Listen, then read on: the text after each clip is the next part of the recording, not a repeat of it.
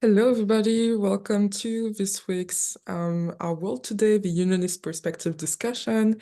We'd like to give a little brief summary of everything that we're going to talk about today and everything that happened this week. So in the news this week, we had Anthony Blinken, which was Secretary of State of the United States, if I'm not mistaken, on his probably the second or third visit to Israel. And he said some things that are really interesting, that the children of Gaza are suffering too much from this war. And at the same time, he set out to build a strategy so that um, Hamas would not extend the conflict to all of the region because a lot of borders and countries have been kind of involved in the conflict with Israel since the beginning of it. So that's something that happened next thing that happened this week, and that we may be able to talk about at the end of the discussion is that the Pope did his last apology to the Native American tribes on the end of his visit to Canada, which we talked about a little bit last year. And lastly, Greece drafted a bill to legalize same-sex marriage. So a lot of things that are happening towards the legalization of LGBTQ rights, which is good. And our biggest topic today are one, the debate about like the Civil War and slavery in the United States in the context of the political campaign, and a lot of people speaking up about it, and then how climate change is affecting the life of American citizens and how it will keep affecting their lives if there's no change happening. So yeah, let's diving into our two big topics right now. So discussion on civil war and slavery by Republicans, but also the Democrats. Like, who wants to maybe like summarize this thing, explain to us what is going on? I feel like Sage, you were the one that researched this. Maybe Isaiah. Yeah, yeah, this when that story came up, it really caught my attention because it's only going to be one of the many big debates that spring up, you know, in the whole election process. But I felt that it was important because it's an issue that has kept coming up in the US over and over again, right? And it's that they're kind of there's a debate in a way still um about why the Civil War happened. And basically, the two sides of the debate are it happened because there's a disagreement about slavery, and the other side is it happened because there's a disagreement about states' rights to, make the laws that were within their scope to make, basically. And so the states' rights argument is favored by people who want to ignore the issue of slavery and generally who were more on the side of the South and the Confederacy. And then the slavery argument is for people who don't resonate with that, basically. And so, but it came up for some reason in the Republican debates recently, slash just in the news media sphere that they talk into. And yeah, so some of the views that were expressed were well, Donald Trump was saying that the Civil War, um, yeah, it was like a terrible loss of life, and everything, which it was. And he was saying, oh, it could have been negotiated. I could have negotiated something better, hypothetically. And which is funny to think about. And he was saying that basically like, yeah, they should have just come to some sort of like agreement or compromise, right? To like prevent all of that loss of life and bloodshed. And so there's a great article about this in Politico that you guys could check out and read. It goes really in depth into what those compromises would have been and what compromises already had been, because from even before the US became an independent country, they were when people were discussing the formation of the US, they had to make all kinds of compromises, to make things like work out, because it was so difficult to have some states base their economy on slavery and some base their economy on like wage labor, right? So partly because, you know, the costs of labor are so much less for people who use enslavement, and so that created a lot of tension, and there were other reasons too, and there were moral reasons as well, obviously. And so, but it's still, what my first feeling from it was, I was like, wow, like, well, the Civil War wasn't too long ago. It was only roughly about 150 years ago in US history. It was like a huge monumental event for the country. And it's weird because people often talk about how, oh, slavery, like, or the Civil War, all that stuff isn't relevant. And let's just forget about it and sweep everything under the rug. And while it's good to heal and move on from past wounds, you have to acknowledge like where someone came from and what everyone's background is. And also, it kind of proves that this is still relevant because this topic still gets a lot of people talking. And so some like Republicans who were running alongside Trump, most of them actually agreed and said the Civil War was about states' rights. And then a few, like Chris Christie, said, no, it was definitely about slavery, and stuff like that. And particularly, there's one congressional representative who's Republican and who's African American, and he made a point of making a statement too, of saying, no, like this is completely unacceptable. You cannot say that. The Civil War was definitely about slavery, because he's saying like to negate that is to say that that slavery wasn't a serious moral issue, and that the rights of African American people was not a serious moral issue, and other things like that. So I thought that was really interesting that that came up, and I wanted to hear what you guys felt and thought about it, you know? So my view on this is that they're trying to, it's kind of anachronistic. Like they're trying to make this a current debate in order to appeal to people who would say today that this is states' right to have something like, you know, like be able to decide if in your state you want to have like the um a freedom with like guns and things like that, or like abortion, and same thing would be with slavery. And that is nonsensical to try to make this um a debate for today, like how we function our society as a society today.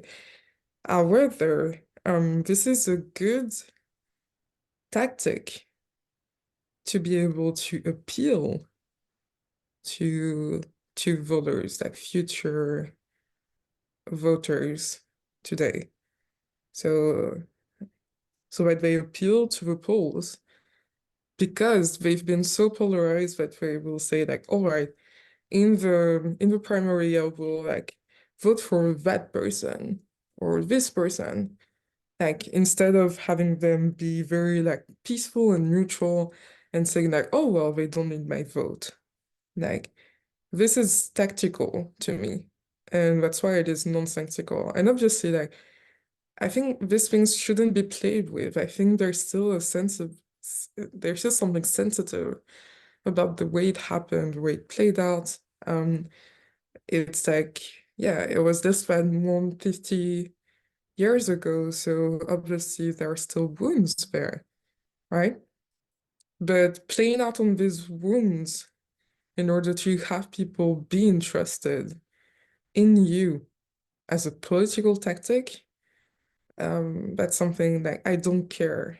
I don't care too much about like seeing that.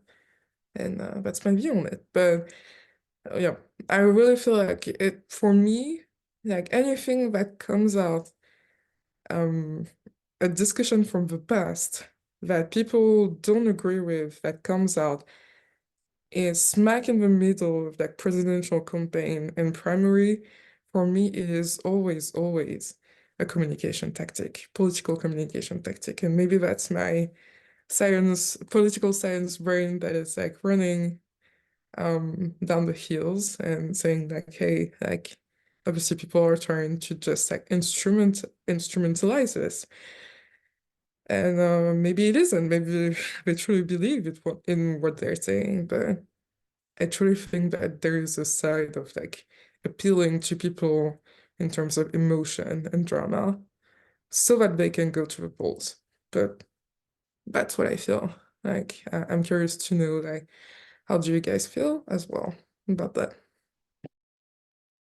So, like, my primary concern with it is if you read the article, there's a lot of talk about changing the account of history or changing people's experience to say that as slaves they gained skills that they could meaningfully use in their personal lives, which is literally to discount the core of the wound and to discount the literally the basis of what was why the Civil War was fought in the first place. So to whitewash history during a political, in the lead up to a political rally sounds like a little bit of a disingenuous move because you're not tabling your party's actual policies, or you're not caucusing around what your party stands for. You're trying to deflect from potentially what they don't stand for by inflaming the voters, because that's obviously going to bring up a lot of dissent amongst various people. And the fact of the matter is that the Civil War in America is a significant event. It's a significant historical event. And it probably has been the basis of a lot of what has become their Bill of Rights, their Bill of Constitutional Rights. So it starts to literally shake the foundation of what their republic was built on.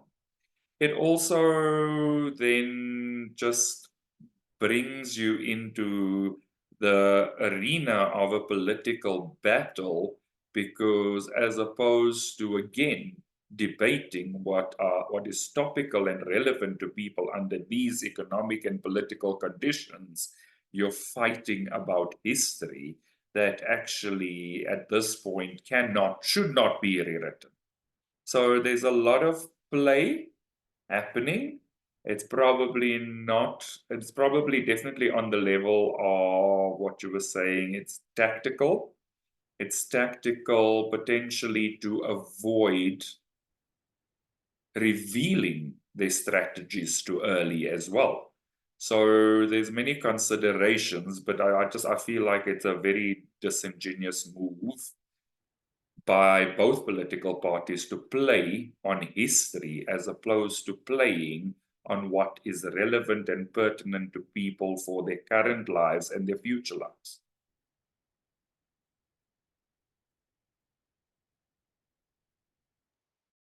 Yeah, it is.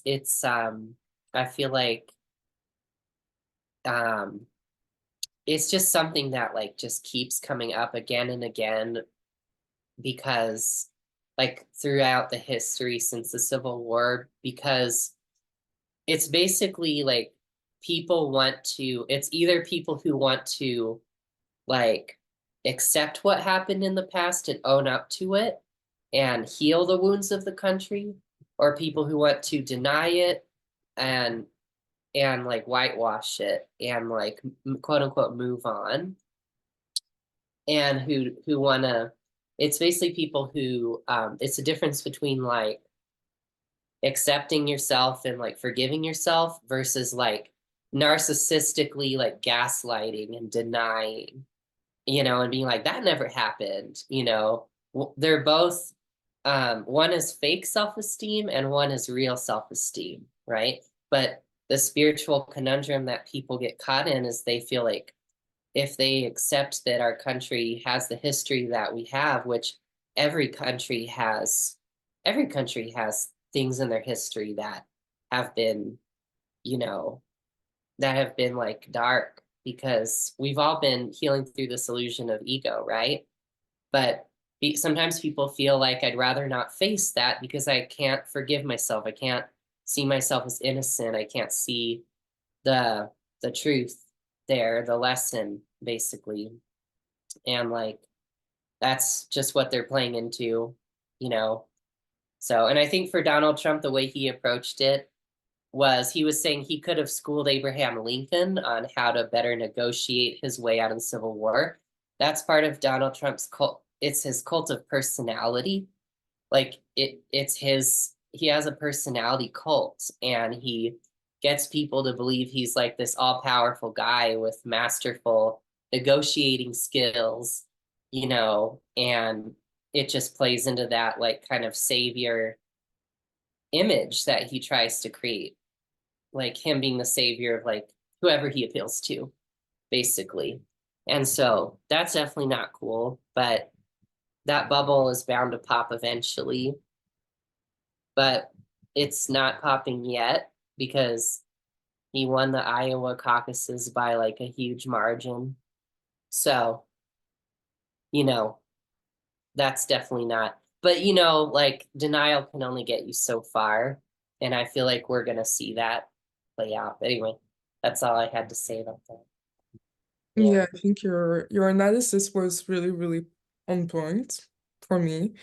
I would say that first of all, like people are not voting for other people's programs, and we talked about that too already in the past. They're voting for ideals, but basing your ideals on something that shouldn't be rewritten is kind of dangerous. And obviously, like, um, you know, I would say that there's probably at some point, like the swing is going to come back. Like I don't know how you say that in English, but that's my feeling. For now, it feels like people are playing it until like it's too tense, like like an elastic, it's too tense. But they're like, how can I stretch it without it snapping back at me?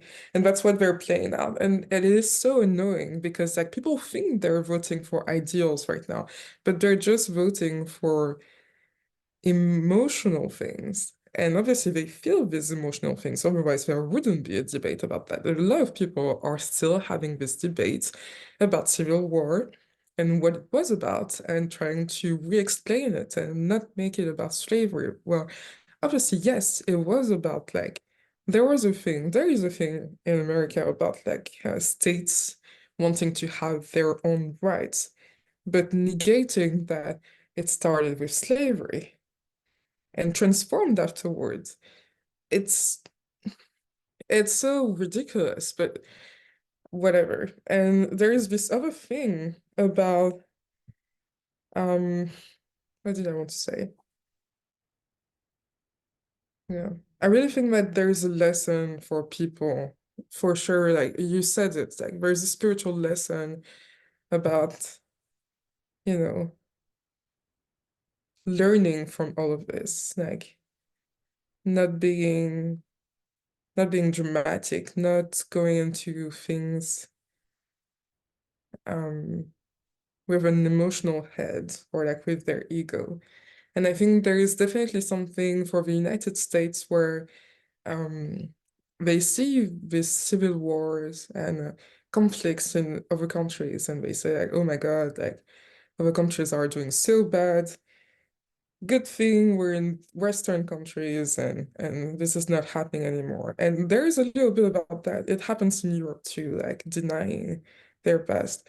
But I think, yeah, I think that realizing that our own internal conflicts were not even 200 years ago, it stings for a lot of people. And I think they're not ready.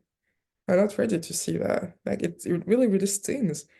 And realizing that you've been like judging your neighboring countries for the internal conflicts, where you still have the stigmas of your own internal conflicts. Like I think it's super like your pride takes a hit, and a lot of people are not ready to see that, and I think that's okay. And I have compassion for them, but like at some point, like again, like the elastic is going to snap. So yeah, I think we're just seeing that playing out over and over again until like people get tired of that and they just say like, hey, like we have our own crap to heal too, and that's okay. Just shut up and heal, you know. Maybe at one point, probably. Yeah, you know, and I feel like there's a level of bypassing happening. So very easy to point out where other people are going wrong, but not very easy to turn to take a look in the mirror and go, well, actually, I have to heal in this place. I have some wounds in this place. I am not completely innocent in this place from a perpetration of history point of view.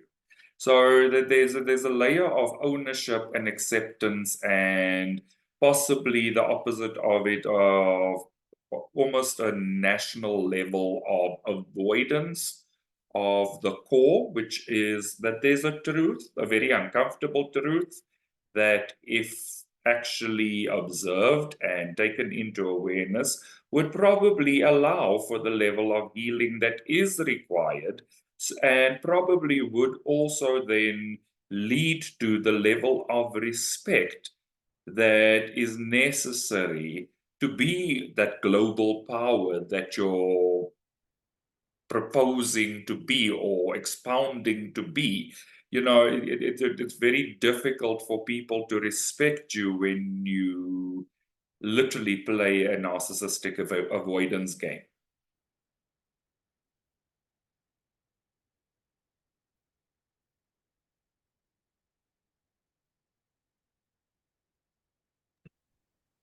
So do we feel complete about that? Like I think we went around the bend. Oh, or something. Like I think from a media point of view, um the media obviously amplified the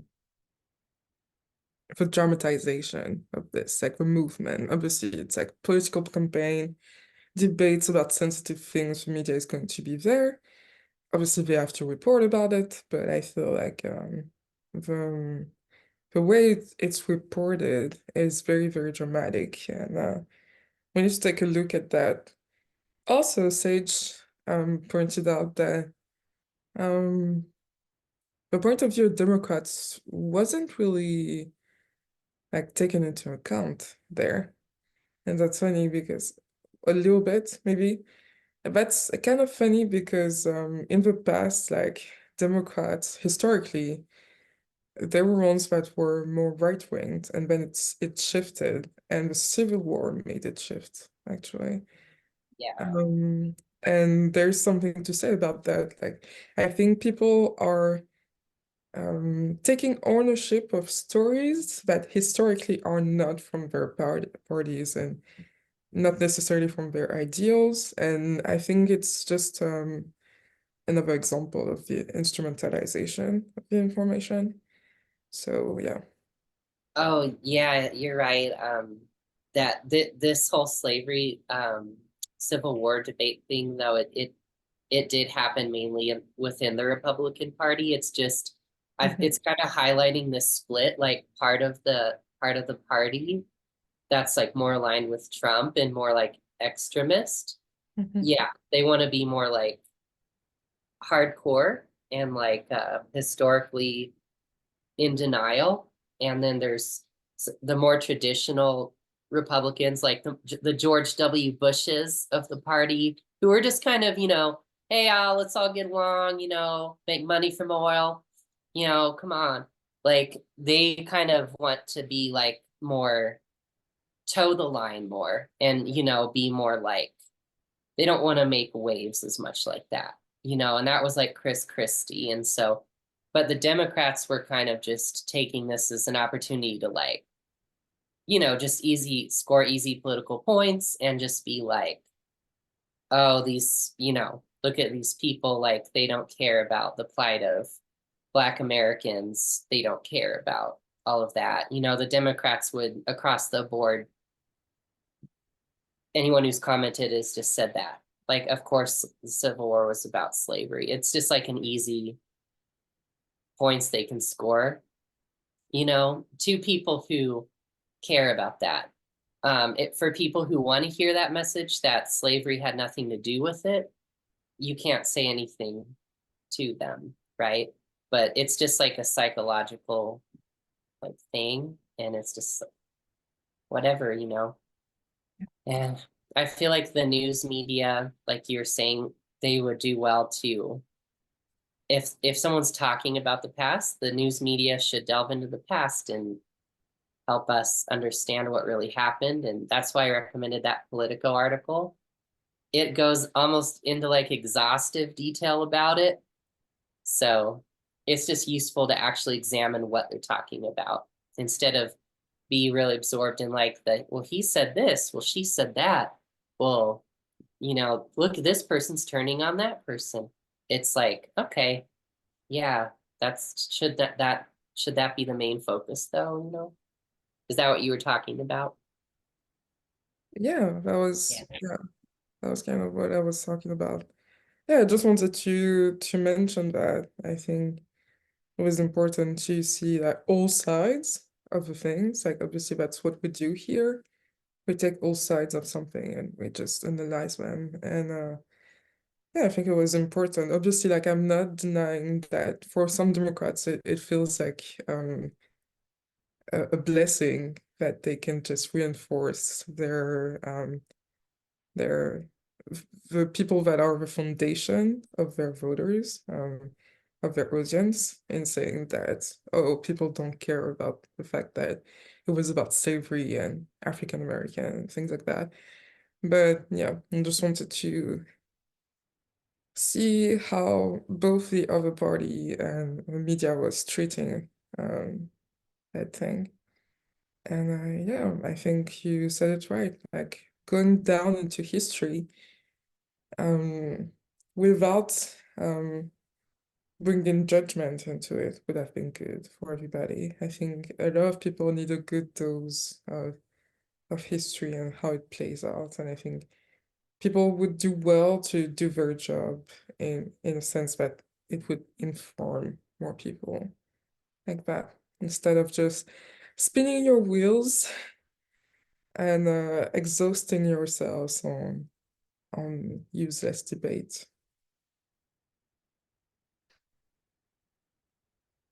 So yeah, a lot of change for American citizens and their views about the world, but also their views about the future, because our next topic is a topic that our team member Nadia found last week about how American citizens and their views around climate change um, might harm them. And so the article is an article from Pew Research that says that, the way that American people see life and the changes that they are ready to make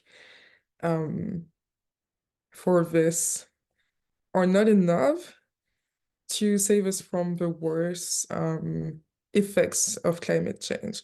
And I would like to take some time to just kind of balance it out. Obviously, they go into great detail about like changes and who's ready to do sacrifices and from which category of life they make the most sacrifices, which political party even, like political views make the most sacrifices. And so quickly, like majority of people say that their life is going to be impacted like a great deal, if not a whole lot worse with climate change, like up to 63% of the population that was interrogated for this survey. But most US adults are not ready to do major sacrifices. They're only 23%, minor sacrifices, 48, and no sacrifices at all, 28. And obviously, like when we go from the youngest, 18 to 29, 30% are ready to do major sacrifices. And then it goes down a little bit when we go like 20 years per 20 years ranges. And Republicans, like only 11% of US adults are ready to do major sacrifices, and 42 are ready to do minor sacrifices. Still quite a bit. Democrats, like only 34. I want to say that the article is kind of neutral, but it is still blaming the citizen. And I don't think that blaming the citizen is actually the thing to do there, because like people won't know how to do the sacrifices. They don't know what to do them about, and they're wholly like we are wholly intelligent people. Like we know that we don't want to sacrifice our comfort. We want to have more, but we need to scale back on the resources. We also know, and even if American citizens are mostly consuming more of everything than anyone else in the world, which kind of happens, there is still something about the fact that mostly climate change shouldn't just be on the citizens in their private life, you know? And in that sense, I think that the survey was telling, but not so much because it didn't ask for the right questions. Like I think it didn't go to the core of why people wouldn't want to do their sacrifices. Because a lot of them do believe that climate change is happening from the survey. So it's not something political about like climate change doesn't exist. It's more of like, hey, what can we do? Like, how can we do it? And I think there's really something there. And I'm always thinking about like the Unionist perspective and the fact that we don't really want to go back to a way where we live in poverty or we live in always in a minimalistic way all the time. We want to live in a stable way that obviously doesn't impact the planet, but is still like good for ascension and spiritual and physical. Like I want to live in a warm place where I don't have to like count the amount of hours where I get to have heat in my apartment, because it's freezing cold here. Like I want to have it at all times, and I think a lot of people are like that, and I think you can blame them for it. So I wonder, like, how do you guys see that? Because from the get-go, like we feel like maybe this article was neutral, and then we go deeper, and it might seem like not so much. There's still a gap to fill here emotionally, it seems.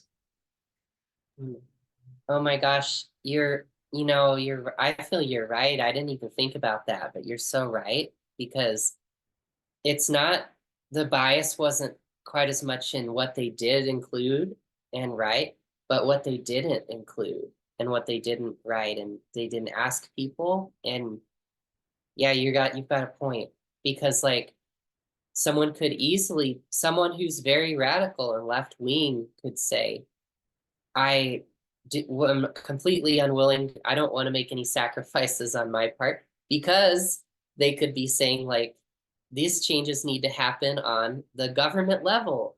It needs to be regulations on businesses and industry. They're the main polluters. So on a society level, that should change. You know, like that's a big critique that like, yeah, I think even oil and gas companies have probably had a hand in that, in pushing the narrative that, oh, the solution to climate change is every little individual has to make these sacrifices, all the while keeping a veil up on the fact that industry as a whole and how society's set up is contributing to it the most.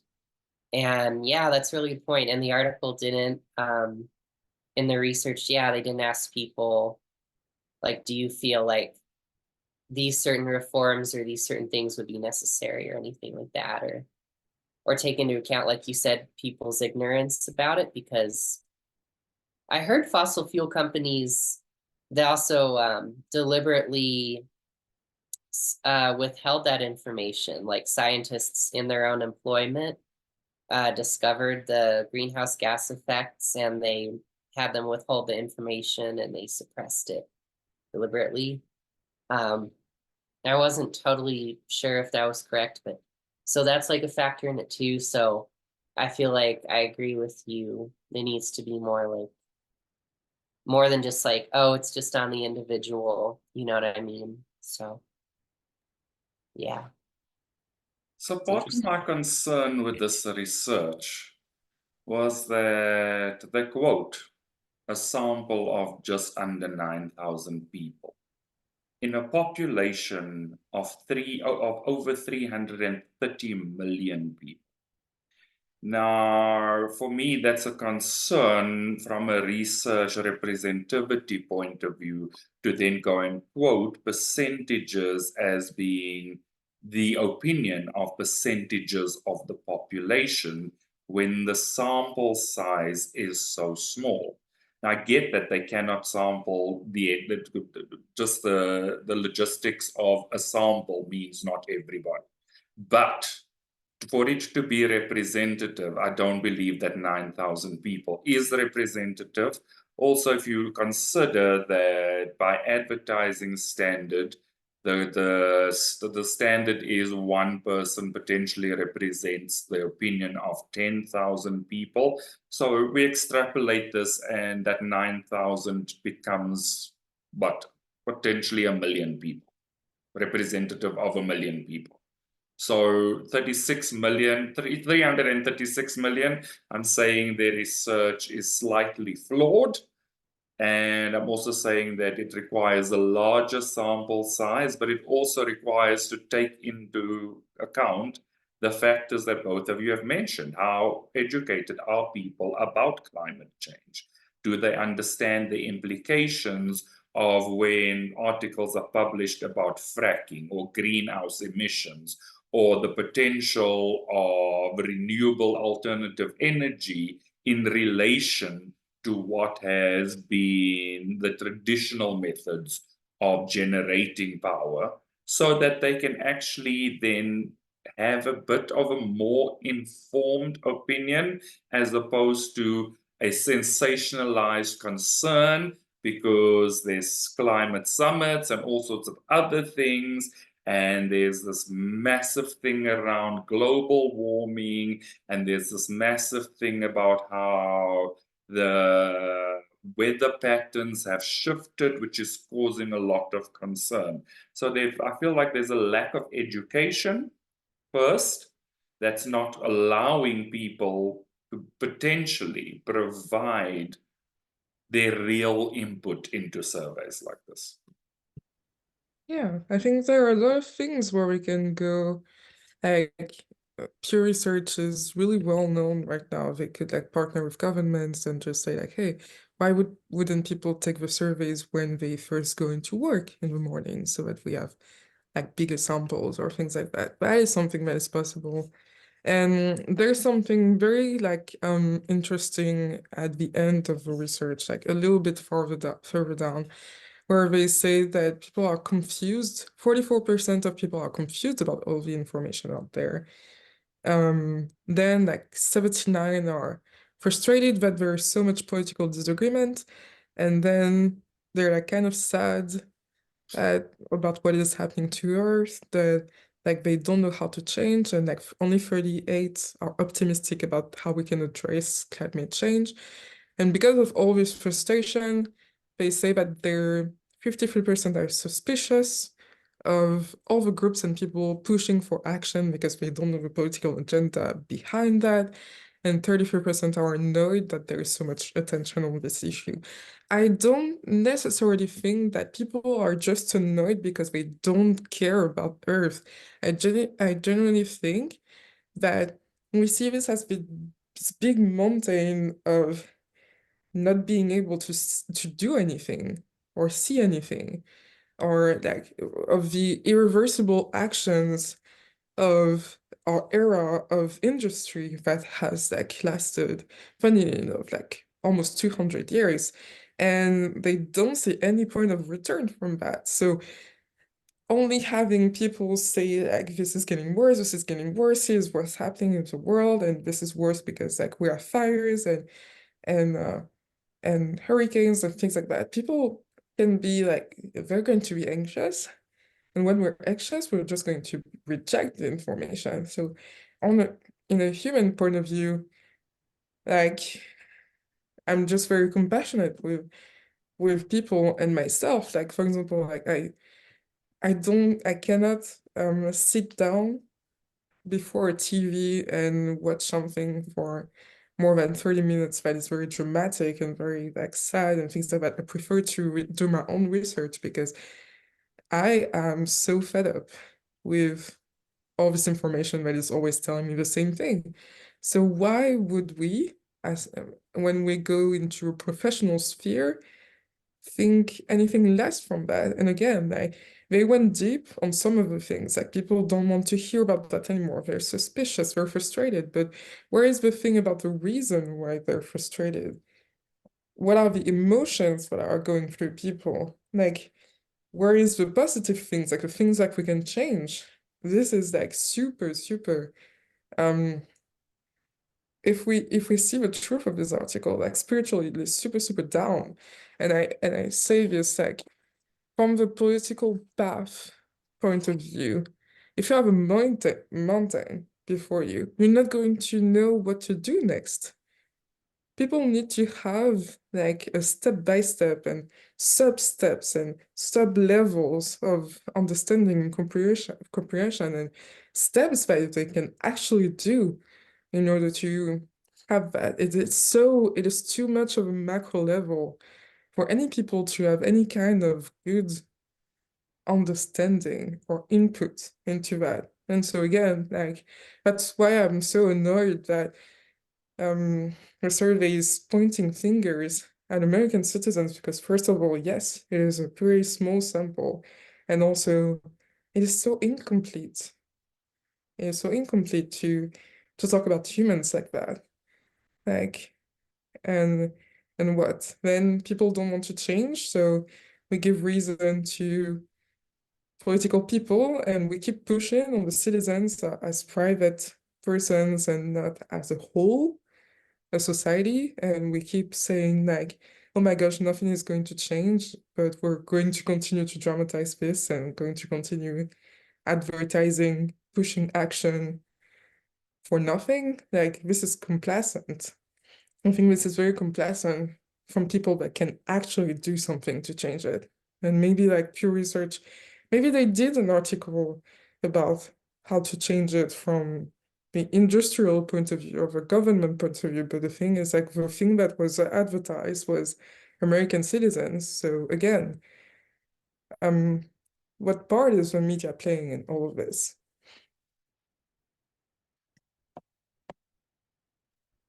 And I think that's the primary question, right? And all of the things is we are dependent on media outlets and so for sources of news and information.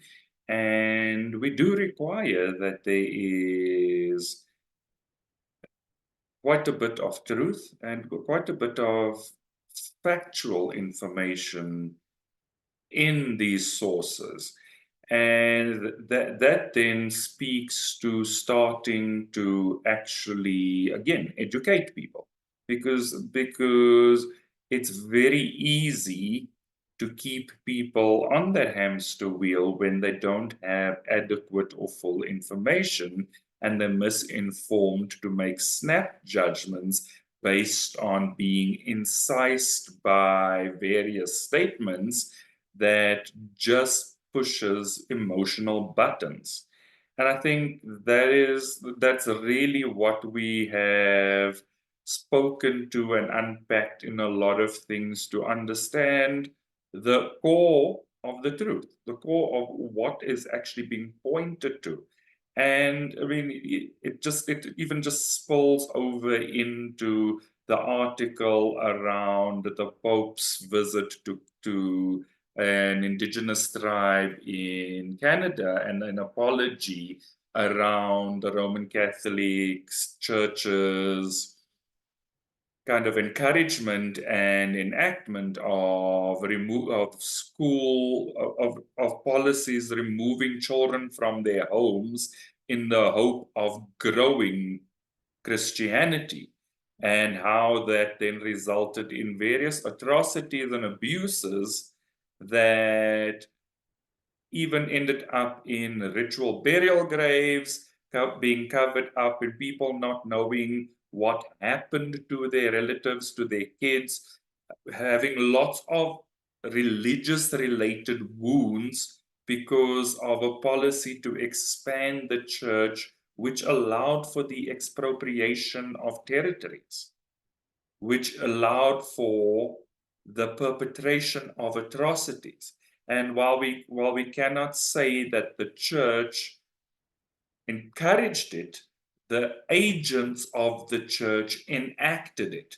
And so the Pope going to on his Canadian tour to apologize to some of these indigenous tribes that have been affected in this way is definitely a sense of the church looking to reconcile those wounds.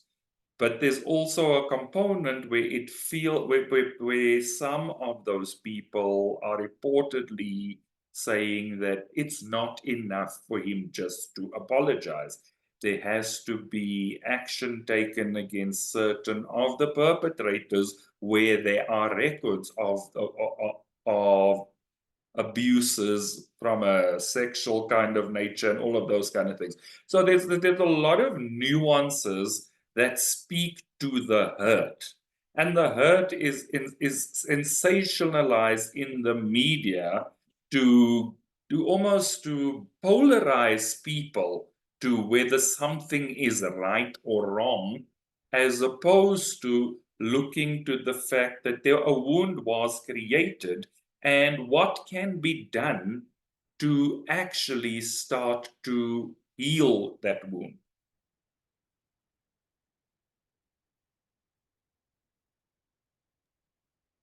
Yeah, I feel like the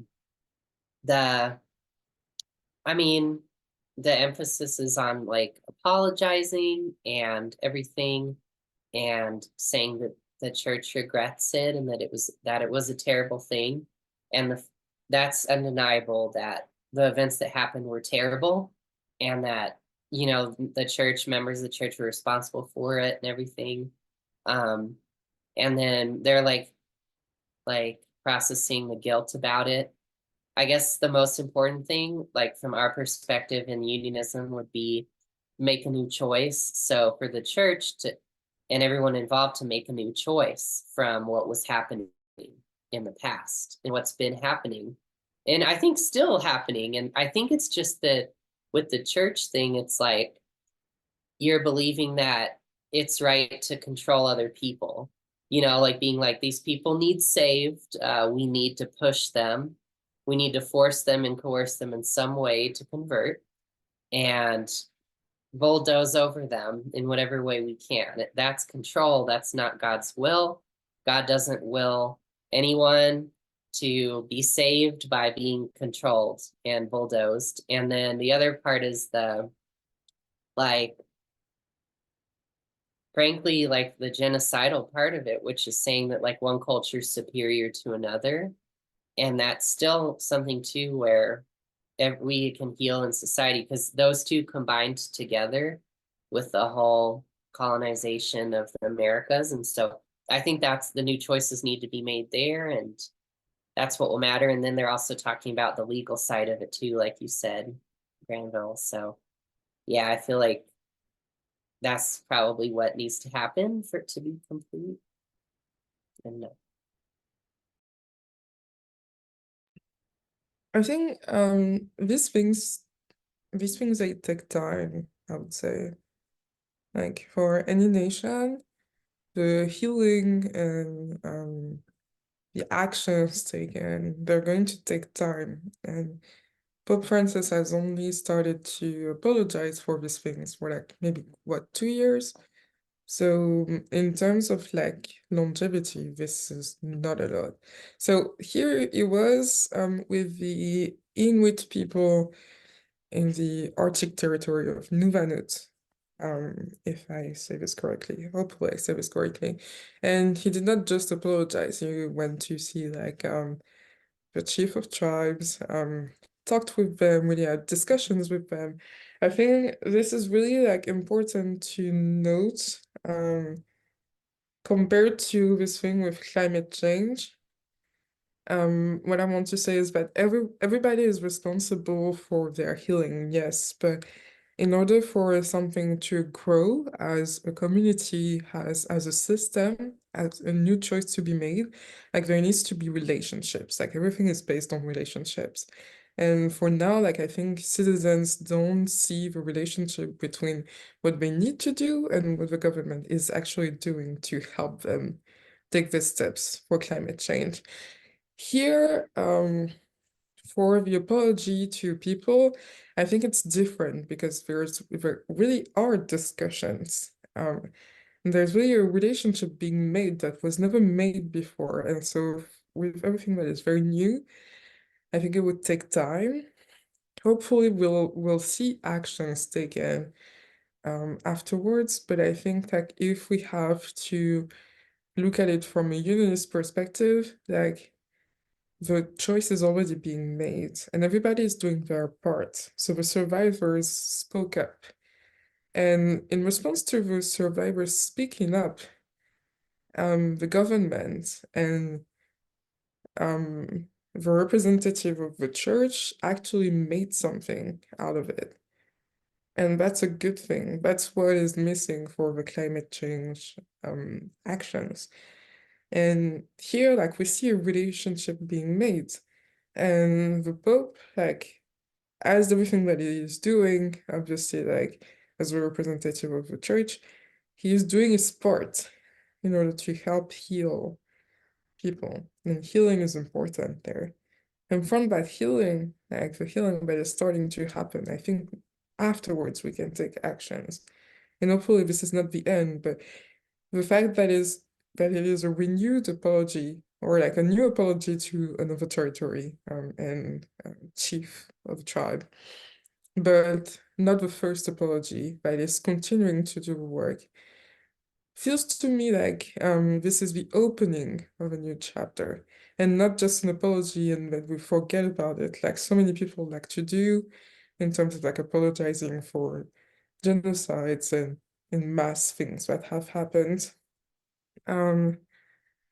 So yeah, that's yeah, but again, like sexual abuse in the church, that's also something that happened in other countries, that we have traces of in France and Europe and things like that.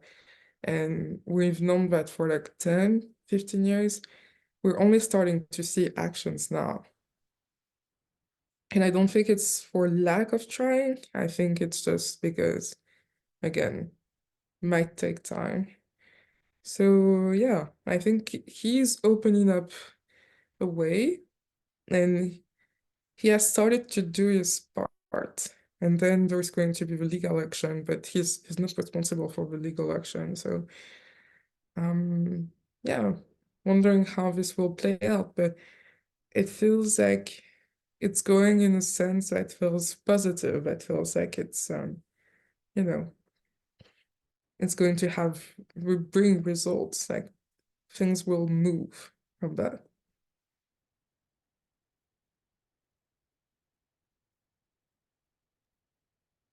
Yeah, And that's I agree. Sorry, Sage.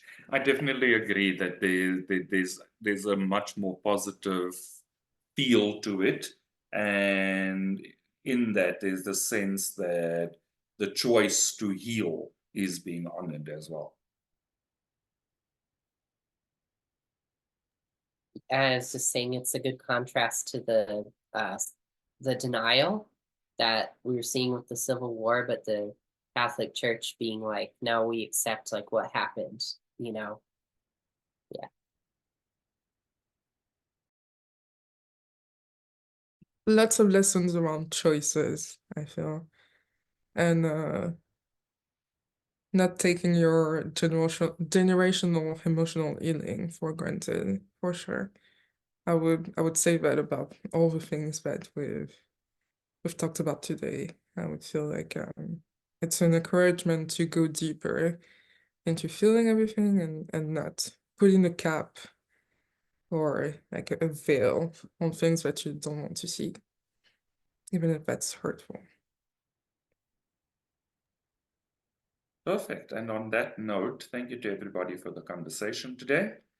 Thank you to everybody that has followed us. Also, please feel free to like and subscribe to our Church of Union YouTube channel, where you'll find all our previous live content. And we look forward to seeing all of you again next week.